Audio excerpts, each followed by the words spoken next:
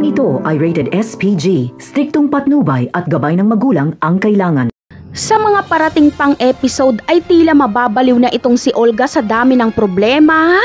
Dahil unti-unti nang malalaman ni Ramon kung sino nga ba si David. Walang magagawa si Olga dito dahil ang kaibigan mismo ni Ramon na general ang naghahanap sa nagngangalang David. Hindi ito kayang pigilan ni Olga. Dagdag pa sa problema ni Olga ay si Edwin dahil muling mahuhuli si Edwin ng mga kapulisan at gusto ni Ramon na dalhin sa kanya ni General Rivas si Edwin dahil siya ang papatay dito. Bago pa man mapatay ni Ramon si Edwin ay maituturo muna nito kung sino si David. Hindi din mapipigilan ni Olga ang pangyayaring ito.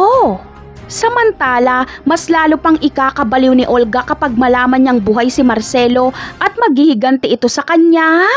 Pati ang anak ni Olga na si Bubbles ay makakalaban niya. Sa paglaya kasi ni Bubbles ay hahanapin ito si Tanggol at tutulong siya para makamit ang hustisya sa pagkamatay kay Mokang. Kaya makakalaban ni Olga si Marcelo na kanyang minahal at ang anak niyang si Bubbles. Pareho ang layunin ni Tanggol at Marcelo. Ito ay ang maghiganti kay Olga. Si Olga kasi ang bumaril kay Marcelo noon at si Olga din ang bumaril kay Mokang.